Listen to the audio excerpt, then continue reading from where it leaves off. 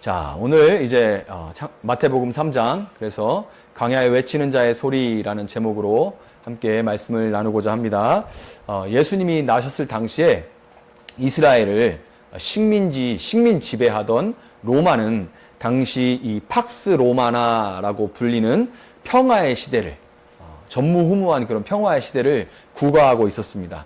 지금은 미국과 중국이 세계 1, 2위의 헤게모니를 다투고 있는 그런 슈퍼파워죠. 이 둘이 슈퍼파워잖아요. 고래라고 부르는 이 슈퍼파워인데, 역사가들에 의하면 2000여 년 전 이 로마는 강대한 군사력을 바탕으로 지금의 미국과 중국을 합친 정도의 그런 패권을 전 세계적으로 휘둘렀다고 그렇게 합니다. 해가 지지 않는 나라잖아요. 그래서 식민지들로부터 쏟아져 들어오는 막대한 물자와 노예들로 로마는 평화를 노래했어요. 뭐 일도 안 해도 되고, 로마 시민들은 정말 평화를 노래하면서 넘쳐나는 물자와 노예들을 통해서 자기들 나름의 평화로운 그런 시기를 보냈는데, 반대로 로마에 정복당한 한 부족장은 이런 말을 남겼다고 합니다. 로마는 우리 도시를 무덤으로 만들어 놓고 그것을 평화라고 불렀다. 로마는 우리 도시를 무덤으로 만들어 놓고 그것을 평화라고 불렀다. 이렇게 말을 했어요. 이 팍스 로마나는 피의 강물 위에 세워졌던 겁니다. 2000여 년의 시간이 흘러갔지만 지금 우리가 사는 세상도 로마 시대와 그렇게 크게 다르지 않은 것 같다는 그런 생각이 듭니다. 1997년 저는 그때 이제 고등학교 졸업하고 난 이후인데, 아니구나. 고등학교 때구나. 그런데 너무 어렸을 분들도 지금 계시겠지만, 그때가 그래도 다 기억하실 겁니다. 엄청난 충격이었죠. 1997년 IMF 사태가 터졌을 때, 그 시절을 떠올리면, 그때는 제대로 알지도 못하고 그냥 막 고통스러워하는 그런 장면들만 지금 기억에 파편처럼 남아있는데요. 대형 기업들, 뉴스를 틀면 대형 기업들이 막 도산을 하고, 그것에 이어지는 하청업체들의 줄도산이 막 뉴스가 계속 끊임없이 올라왔었습니다. 그로 인해서 거리로 나앉은 가족들과 그 가족을 볼 면목이 없어서 스스로 목숨을 끊는 그런 가장들의 행렬이 이어졌었죠. 그래서 참 다시 생각해도 마음 아픈 그런 시절입니다. 지금은 이제 시간이 꽤 지났고, 지금은 이제 많은 사람들이 그 실체를, IMF 사건 당시에 실체를 알고 있는데, 이제 좀 알려진 일이지만, 당시 받지 않아도 됐어요. 받지 않아도 됐던 그 구제금융을 받으면서 반강제적으로 IMF의 통제를 받으면서 우리나라의 체제가 신자유주의 경제 체제로 반강제적으로 전환이 됐습니다. 이 자유주의 경제 체제가 되면서 부자들은 더 부자가 되고, 가난한 자들은 고용 보장도 되지 않는 가운데 물가가 천정무지로 올라가 높은 물가로 맞벌이를 해도, 그 전에 여러분 제 나이 분들은 아버지 혼자 일하셔도, 뭐 남녀가 뭐 차별이 있다는 게 아니고 아버지 혼자만 일하셔도 퇴근하시면서 전기통닭 이런 거 한 마리씩 사오고 그러면 행복할 때였어요. 그런데 맞벌이를 해도 먹고 살기가 어려운 그런 시대가 돼버렸죠. 현재 세계 10위에 곧 9위를 바라본다는 이 팍스 코리아나, 지금 경제 10위, 이제 9위를 바라보는 경제 대국이 됐습니다. 이 팍스 코리아나는 수많은 서민들의 눈물과 신음소리 위에 이루어진 것입니다. 로마 식민지 시절에, 지금 우리나라도 막 다 잘 나간다 그러잖아요. 나라는 막 정말 잘 나간다 그러는데, 로마 시절도 역시 나라는 잘 나간다는데 정작 자신들의 하루하루는 너무나 팍팍하고 고단했던 유대인들에게 들려오던 그런 소리들이 있었는데요. 네 가지 소리가 있습니다. 첫 번째는 헤롯과 이 사두개인들의 소리가 있어요. 헤롯 왕과 사두개인들의 소리. 이것이 첫 번째 소리고, 그 다음에는 바리새인들의 소리가 있었습니다. 세 번째로는 에세네파의 소리가 있었고, 네 번째로는 열심당, 질럿이라고도 하죠. 스타크래프트 나오는 그 질럿입니다. 열심당, 이 질럿들의 소리가 있었어요. 이렇게 크게 네 가지의 소리가 당시 이스라엘, 이 유대인들에게 들려오던 그런 시대였습니다. 그 소리들 속에서 네 가지나 소리들이 막 이렇게 들려오니까 유대인들은 어떤 소리를 듣고 따라야 하는지 우왕좌왕 갈팡질팡했고, 기껏 이거다 하고 선택해서 따르게 된 소리는 정작 그들을 바른 길로, 생명길로 그렇게 인도해 주지를 못했습니다. 본문 1절은 이와 같은 때, 그때에 세례 요한이 이르러 유대 광야에서 전파하기 시작했다. 이렇게 말하면서 선포하면서 시작하죠. 2절을 보면 세례 요한을 광야에 외치는 자의 소리다. 광야에 외치는 자의 소리 이렇게 부르는데요. 오늘은 이 세례 요한은 당대의 제가 지금 말씀드린 그런 당대의 소리들과 어떻게 무엇이 달랐으며 또한 세례 요한은 어떻게 그런 소리가 됐는가. 세례 요한의 소리는 당대의 소리들과 무엇이 달랐으며 또한 세례 요한은 어떻게 그런 소리가 될 수 있었는지 우리가 한번 오늘 본문 말씀을 보면서 한번 살펴보도록 하겠습니다. 당시 유대인들에게 들려오던 소리들 중에 먼저 이 헤롯과 사두개인들은 로마 통치 시절에 로마 통치의 부역자들이었어요. 로마에 의해서 임명된 왕, 그걸 이제 분봉왕이라고 얘기하거든요. 분봉왕이라고 얘기하는데 황제 밑에 그 지역을 황제가 이렇게 보내서 맡겼다 하는 그런 분봉왕입니다. 헤롯은 분봉왕이었기 때문에 로마에 뭐 부역하는 거야 당연한 거였는데, 그런데 이 사두개인들이라고 하는 것은 성전 대제사장 그룹이에요. 그러니까 종교 지도자들을 의미하는 겁니다. 그런데 이 대제사장들은 원래는 다윗 왕 때부터 대제사장을 맡았던 사독 계열, 사독 족속에서, 사독 가문에서 선출된 사람이 대제사장이 돼야 되는 건데, 당시 식민지 시절이었기 때문에 그런 게 무시되고 로마의 입김이 무시할 수가 없는 그런 상황이잖아요. 그래서 로마 사람들에게 그렇게 줄을 대고 온갖 편법과 정치적인 술수를 통해서 그런 술수들이 난무하는 가운데 사독 계열의 정통 제사장, 하나님 말씀을 수행하는 그런 정통 제사장이 아니라 소위 빽 좋고 줄 잘 서는 사람들이 대제사장이 되는 그런 시대였습니다. 사정이 이렇다 보니까 그들은 로마를 등에 업고 실제적인 권력과 현실적인 지위를 누렸고 자신들이 가지고 있는 그런 지위를 흔들어대는 그런 변화를 싫어했어요. 당연하죠. 자기들이 지금 가지고 있는, 누리고 있는 것들을 흔들어대는 어떤 변화를 싫어했습니다. 자, 여러분, 오늘 광복절인데요. 제가 단톡방에다가 태극기 들고 있는 사진도 올렸는데 오늘 광복절이죠. 그런데 우리나라도 이스라엘 역사와 비슷하게 식민지를 경험했기 때문에 이 비교를 해보자면은 헤롯과 사두개인들은 친일파라고 말할 수 있습니다. 친일파라고 말할 수가 있어요. 그들이 냈던 소리를 현재의 말로 이제 한번 생각해보면 이렇게 말했을 거예요. 여러분, 이것이 최선의 체제입니다. 지금 이것이 최선의 체제예요. 우리가 이런 것은 합리적으로 사회가 이렇게 되어지는 대로 하다 보니까 그 가운데 가장 합리적으로 최선의 체제가 만들어진 거예요. 왜 사회가 이렇게 됐겠습니까? 왜 지금 이렇게 사회가 이렇게 구성됐겠어요? 다 나름대로 이유가 있는 거예요. 이렇게 그들은 이야기를 했을 겁니다. 친일파들도 똑같이 이야기를 했겠죠. 물 흘러가듯이 흘러가는 거야. 이러면서 지금 이렇게 됐으니까 뭘 이거를 뭐 바꾸고 자시고 이런 거 할 게 뭐 있어. 지금 잘 살아야지. 이게 뭐냐면 전형적인 보수적 관점입니다. 이것이 바로 보수적 관점이에요. 현재 질서가 최선이라면, 지금 이렇게 만들어진 체제가 최선이라면 이에 반대하는 것은 비도덕적인 어떤 욕심에서 비롯된 것이 되기 때문에 쓸데없는 저항을 멈추고 옳고 그름이나 어떤 가치를 따지기보다는 어떻게든지 그들의 무리에 들어가기 위해서 모든 수단, 하다못해 뭐 걸리거나 잡히지만 않으면 불법적인 방법까지 동원해서라도 그들의 리그에 들어가야 되는 거예요. 어떤 수단을 동원해서라도. 그래서 이게 정치계에 나도는 말이 있죠. 진보에게 의리를 따지지 말고 보수에게 윤리를 따지지 말아라. 원래 보수는 지극히 윤리적이어야 돼요.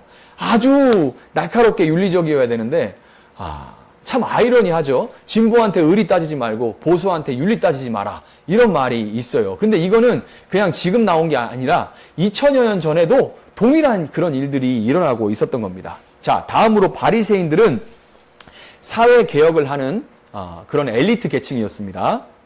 엘리트 계층이었는데 헤롯과 사두개파가 보수였다면 이 바리새인들은 진보죠.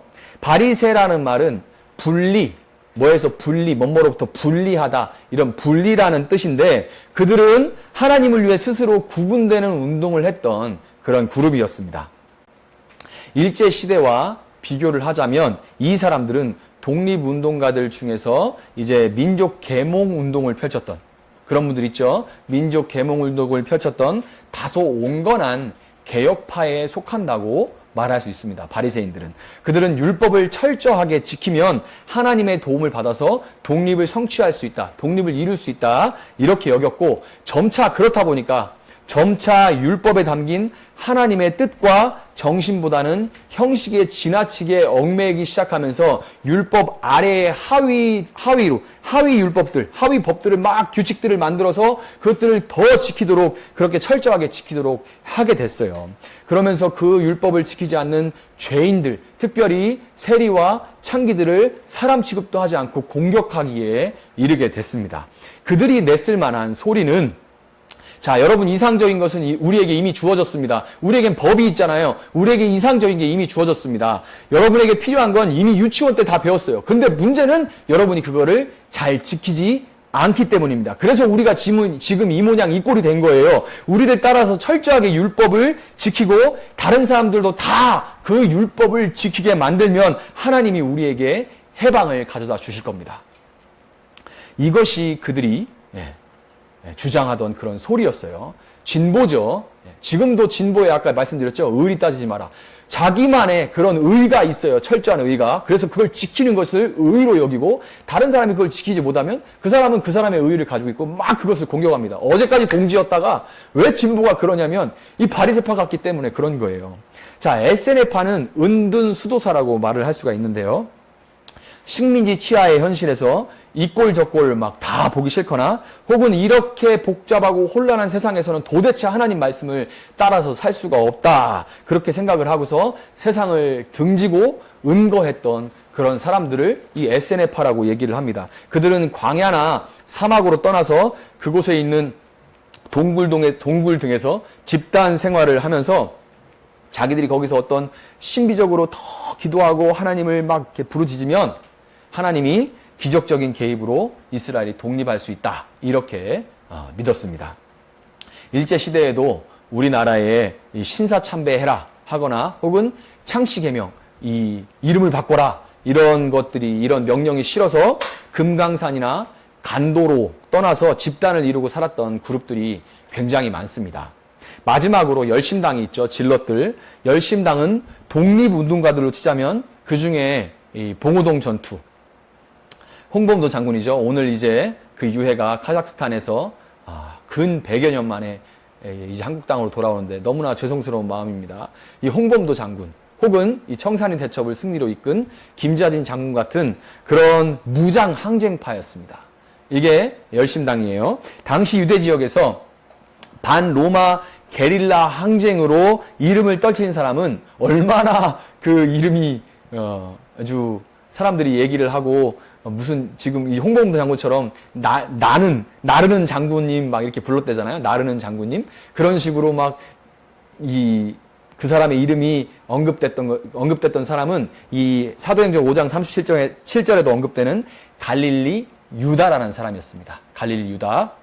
그는 사람들을 선동해서 납세 운동을 거부했어요. 왜냐하면 세금을 낸다는 것은 로마가 이제 불법적으로 불법적이죠. 어쨌든 로마가 이렇게 뺏어서 한 그런 불법적인 나라를 정부를 인정하는 꼴이 되기 때문에 납세 거부 운동을 펼쳤고 게릴라전을 통해서 로마군과 부딪힐 때 몇 번의 혁혁한 그런 전과를 올리기도 했기 때문에 많은 사람들이 그의 소리를 듣고 따랐는데요.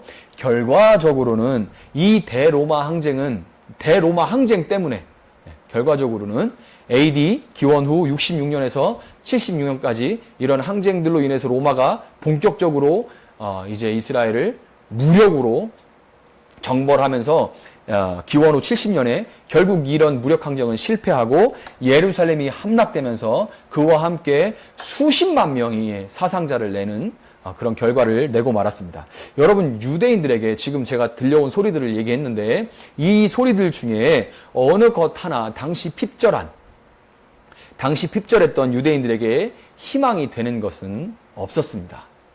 그럴듯하게 다들 얘기를 하지만 그 중에서 진정한 희망이 되는, 소망이 되는 그런 소리는 없었어요. 그들은 이미 기울어진 운동장에서 언감생심, 상류층에 올라갈 수가 없었고, 이미 상류층이 된 사람들 역시 갈수록 운동장을 더욱 기울이려고만 했기 때문에 절대로 올라오지 못하도록, 그 시간이 가면서 종국에는 마치 침몰하는 타이타닉호처럼 완전히 기울어져 버린 운동장에서 굴러 떨어지지는 않을까 걱정해야 되는 그런 판이었습니다. 언감생심 거기 올라갈 생각을 하지도 못하고 굴러 떨어지지는 않을까 걱정하게 될 그런 판이었어요.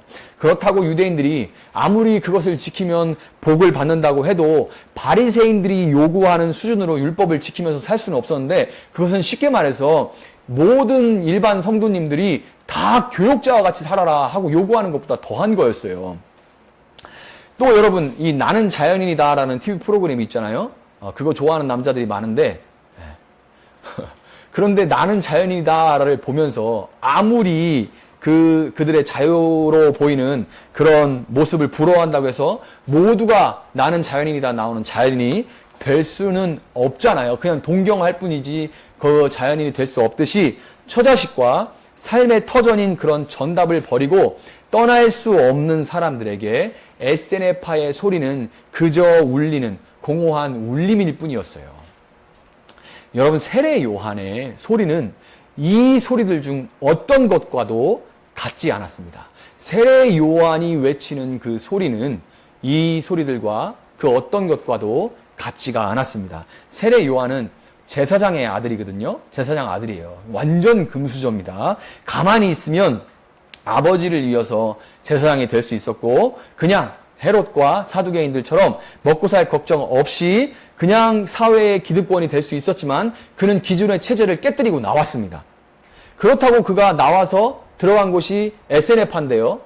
그곳에서 수도사처럼 기도하고 말씀을 깊이 보면서 기도하는 그런 수도사 같은 그런 삶을 살았지만, 그렇다고 그가 세상을 완전히 등지고 그냥 동굴 속에서 살다가 떠난 것이 아니라, 그는 때가 됐을 때 동굴에 머물지 않고 광야로 나와서 전파하기 시작했던 겁니다. 그가 전파하기 시작한 이 광야라는 이 장소는 이스라엘의 척박한 삶과 역사를 함축한 장소죠. 이스라엘 사람들이라면 다 이 광야가 뭘 의미하는지를 다 알고 있어요. 그래서 이 세례 요한이 광야에 서서 외치기 시작한 겁니다. 광야는 고난과 시험의 장소이지만 동시에 그들에게 하나님이 어떻게 그들을 도왔는지, 하나님의 인도하심과 보호하심을 떠오르게 하는 그런 장소죠. 광야는 하나님께서 인도하시고 보호하셨던, 그러나 고난스러웠던 그런 장소예요. 광야에서 세례 요한은 회개하라, 천국이 가까웠느니라 이렇게 외치기 시작했습니다. 광야에 서서 세례 요한은 회개하라, 천국이 가까이 왔느니라 이렇게 외치기 시작했어요.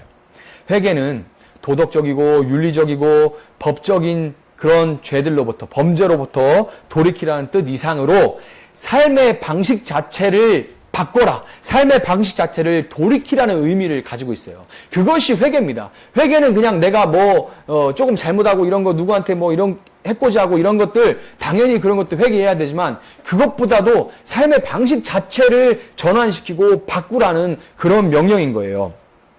또 천국이 가까이 왔다. 천국이라는 건 하늘나라잖아요. 이 하늘이라는 것은 하나님이 계시는, 하나님이 임하고 통치하시는 그런 장소, 상징적인 곳을 의미하는 것이 하늘입니다. 하나님께서 계시고 하나님이 통치하시는 곳이 바로 하늘이에요. 나라라는 것은 통치자가 영향력을 미치는 이 영역과 범위와 영역을 말하는 것이 나라죠. 그러니까 회개하라, 천국이 가까이 왔느니라, 이 말은 내가 주체가 돼서 더 커질 어떤 힘을 쫓거나, 사두개인들이죠. 더 커질 어떤 힘을 쫓거나, 법을 완벽하게 지키거나, 바리새인이죠. 도피하고 운둔하거나, 아니면 힘의 힘으로, 폭력의 폭력으로 맞대응하는 어떤 수단이 아니라, 그것들로부터 돌이켜서 지금 여기 이 땅에 임하는 하나님의 통치 안으로 들어와라 하는 그런 초대인 겁니다. 회개하라, 천국이 가까이 왔다. 이것은 하나님의 통치 안으로, 지금 여기에 임하는 하나님의 통치 안으로 들어와라 하는 그런 초대인 겁니다.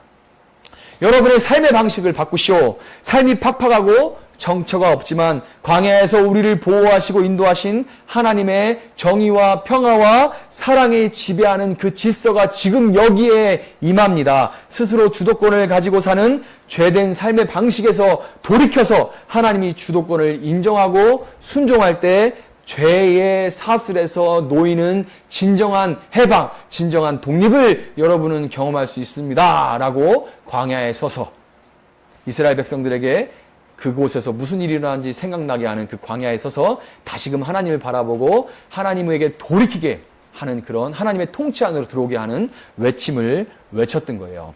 이와 같은 세례 요한의 메시지가 선포되었을 때 5절은 예루살렘과 온 유대와 요단강 사방에서 사람들이 다 그에게 나왔다고 그렇게 말합니다. 이곳 저곳에서 사람들이 다 그에게 나왔다고 말해요. 여러분, 그만큼 사람들은 믿을 만한 사람이 새로운 시대를 열어주기를 간절히 고대하고 있었다는 그런 의미입니다.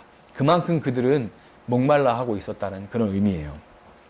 세례 요한이 어떻게 이렇게 광야에 외치는 자의 소리가 될 수 있었는지에 대해서 우리는 그가 입은 옷과 그가 먹었던 음식을 통해서 그 방법을 찾아볼 수가 있습니다. 어떻게 그가 광야에 외치는 자의 소리가 됐는지는 그가 입은 옷과 그가 먹었던 음식을 통해서 알 수가 있어요. 그가 입은 낙타털 옷과 허리에 가죽띠, 낙타털 옷과 허리에 가죽띠는 구약의 이 레전드 선지자가 있죠. 엘리야라고. 구약의 이 레전드 선지자 엘리야를 사람들에게 연상하게 했어요.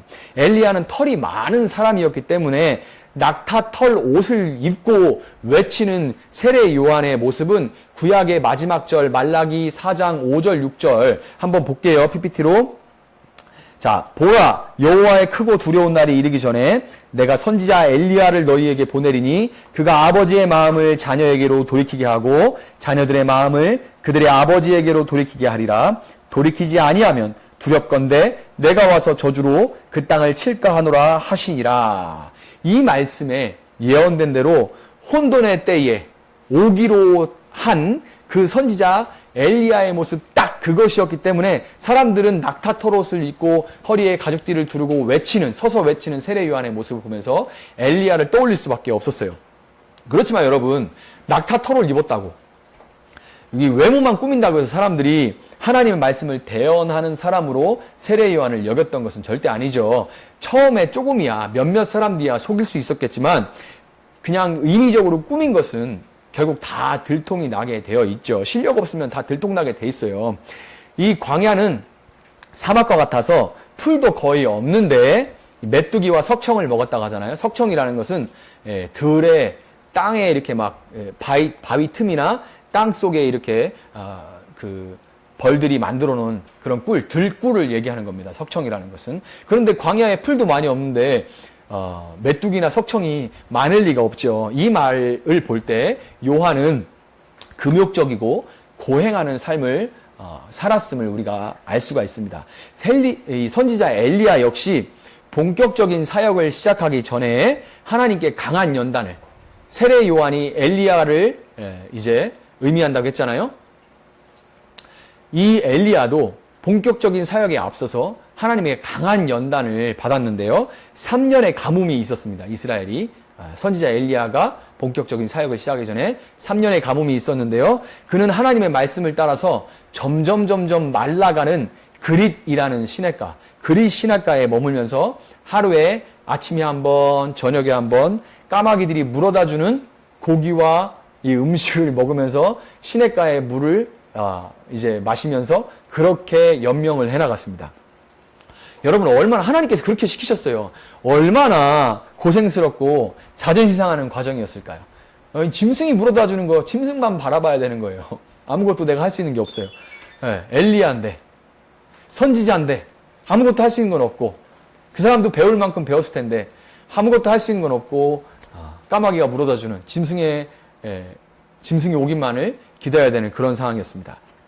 굉장히 자존심이 상했을 거예요. 그렇지만 그 과정을 통해 그는 욕심을 내지 않아도 내일 먹을 것까지는 아니지만 오늘 먹을 일용할 양식을 반드시 공급하시는 하나님을 날마다 경험했고, 또한 그 짐승의 입을 바라보면서 쓸데없는 자존심을 버리고 겸손하게 하나님이 공급하시는 것을 기다리는 그런 훈련을 받게 되었습니다.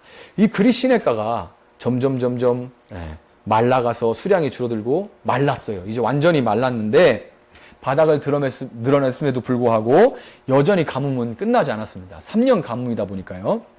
그랬더니 하나님 뭐라고 하시냐면, 이 시돈 지방에 있는 시돈 지역에 있는 사렙다라라는 곳을 마을로 가서 거기에 한 과부가 있는데 그 과부 집에 머물면서 거기서 먹고 살아라, 이렇게 얘기를 하십니다, 하나님께서. 그래서 이 선지자 엘리야가 그 과부의 집에 갔는데 그 과부의 형편이 어땠냐면, 딱 지금 아들 하나 있는 그 아들과 딱 한 번 떡 해먹으면 그거 먹고 죽을 그런 집이에요. 요만큼 가루 있어서 요만큼 기름 있고 그거 섞어서 반죽 만들어서 구워가지고 떡 해먹으면 그거 먹고 아무것도 없는 그런 집, 전혀 아무것도 없는 그런 집에 하나님 보내신 거예요. 이게 까마귀에 이어서 선지자 체면에 이건 또 무슨 일이에요?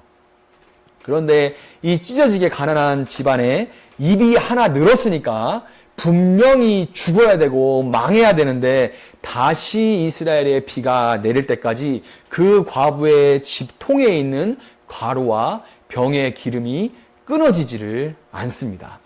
여러분, 하나님은 이 사건을 통해서 이방 여인조차 하나님께 순종할 때 하나님이 어떻게 먹이시는지를 보여주는 것과 동시에 이스라엘 백성들이 무엇을 놓치고 있는지, 하나님께 순종하지 않고 자기 힘으로 살아가려고 하면서 무엇을 놓치고 있는지를 보여주셨던 거예요. 이와 같은 모든 훈련을 마친 엘리야는 갈멜산에서 바알과 아세라 선지자 합쳐서 850명을 당당하게 혼자 맞서서 상대하면서 온 이스라엘의 앞에 참된 신이 과연 누구인가를 외칠 수가 있었던 겁니다. 그냥 서서 외친 게 아니라요. 어느 날 이 고난과 연단의 과정을 3년 이상 견디고 났을 때 하나님께서 그에게 이런 영적인 사역들을 맡겼던 겁니다. 여러분, 선지자 엘리야와 마찬가지로 고난과 연단을 통해서 더 이상 물질이나 인간적인 어떤 체면에 연연하지 않고 담대하게 하나님의 말씀을 선포하게 된 그런 세례 요한의 외침 소리에 사람들은 마침내 귀를 기울이고 마음을 열어서 그들의 죄를 고백하고 회개했던 겁니다. 세례 요한의 소리에 반응해서 이 사람들은 스스로 주인 되어서 자기 듣기에 좋은 이 4가지 소리 중에 하나를 따라갔던, 이 4가지 소리 중에 자기 귀에 듣기 좋은 어떤 한 소리를 따라갔던 그런 삶을 더 이상 지속하지 않으리라, 이렇게 결정하고, 또 거짓과 불의와 추한지도 모르고 살았던 삶에서 돌이키고, 그런 줄을 알면서도 짐짓 스스로를 속여가면서 살아왔던 그런 삶에 더 이상 안주하지 않겠다고 마음으로 결단하고 그 표식으로 세례를 받았습니다. 그것이 세례예요.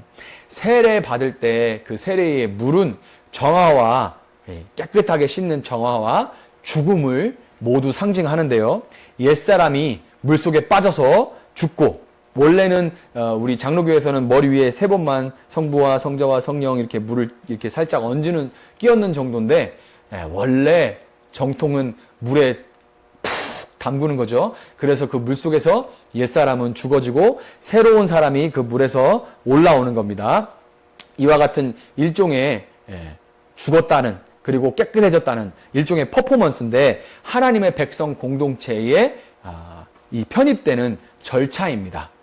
성경은 이 세례를 포함한 요한의 외치는 소리를 주의 길을 준비하고 그가 오실 길을 곧게 하는 사역이었다, 이렇게 평가합니다. 주의 길을 준비하고 그가 오실 길을 예비하였다, 곧게 하였다, 그런 사역이었다라고 그렇게 평가합니다. 11절을 보면 세례 요한은 자기 뒤에 오시는 예수님은 자기처럼 물로 세례를 베푸는 것이 아니라 성령과 불로 세례를 베푸시기에 자신은 그의 신을 들기도 감당하지 못한다, 그렇게 자기를 소개합니다. 나는 물로 세례를 주나 예수님, 내 뒤에 오시는 예수님은, 그분은 불과 성령으로 세례를 주기 때문에 나는 그의 신을 들기도 감당하지 못하겠다. 신을 든다. 이 말은 유대 샌들의 신발에 줄이 끈이 많았는데요. 유대인들이 출입할 때 그 신발 샌들의 끈을 묶고 풀어주는 그런 종을 의미하는 겁니다. 세례 요한은 고난과 연단을 통해서 자신의 위치와 사역을 분명히 알고 끝까지 겸손하게 소리로 남았다가, 광야에 외치는 자의 소리로 남았다가 소리처럼 사라졌던 겁니다. 여러분, 코로나19 시대를 우리가 살아가고 있는데요. 코로나19 시대는 분명 모두에게 힘든 시기고 특별히 교회에 굉장히 힘든 시기입니다. 우리가 왜 줌을 하고, 왜 우리가 이렇게 스트리밍을 하고, 왜 우리가 이렇게 여러 가지 방법들을 생각할 수밖에 없냐면, 이전에 당연하게 누렸던 것들을 전혀 할 수 없는 그런 상황이기 때문에 특별히 교회의 본질적인 부분들을 건드는 부분이 많아서 굉장히 힘들고 어려운 것이 사실이에요. 그러나 반대로 이런 시대에 각종 카더라 통신과 불확실한 어떤 정보 속에서 사람들은 마치 홍수에 마실 물이 없는 것처럼 진리에 목말라 하고 있습니다. 불안하고 두려운 이때에 사람들은 오히려 더 진리에 목말라 하고 있어요. 문제는 그런 진리를 광야와 같은 우리의 일상에서 전해줄 만한, 믿을 만한 사람이 없다는 것이 문제죠. 정치색을 신앙으로 포장하고 편협하고 독선적이고 공격적인 그런 사람이나, 아니면 물에 물 탄 듯 술에 술 탄 듯 내가 말하지 않으면, 어떤 계기가 있어서 말하지 않으면 아무도 그 사람이 신앙이 있는 줄도 모르는 그런 사람이 아니라, 위기에서 드러나는 고난을 통해서 연단된 그런 진짜 믿음과 거기서 나오는 여유와 배려, 그런 아우라, 영적인 아우라가 풍기는 그런 사람, 그 메시지가 삶과 함께 분명한 사람이 많지 않다는 거예요.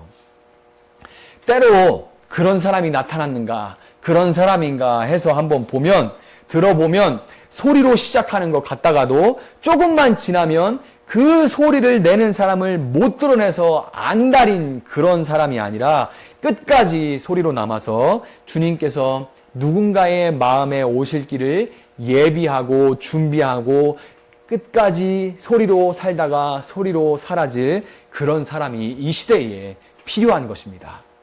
여러분, 하나님은 오늘도 광야에 외치는 자의 소리가 될 또 다른 세례 요한을 찾고 계십니다. 말씀 맺도록 하겠습니다. 여러분, 우리는 하루 종일 많은 소리를 들으면서 살아가고 있고, 그중 우리에게 가장 많은 영향력을 끼치는 소리가 있습니다. 그 소리는 어디로부터 나오는 소리인지, 누구의 소리인지 여러분 한번 분별해 보시기 바라요, 이 시간에. 그리고 동시에 지금 여러분은 이 세상에서 어떤 소리로 누군가에게 살아가고 있는지 살펴보시기 바랍니다. 광야에 외치는 자의 소리로 살아가고 있다면, 또 그렇게 살아가기를 원한다면 여러분의 삶에 고난과 연단이 많을 수밖에 없습니다.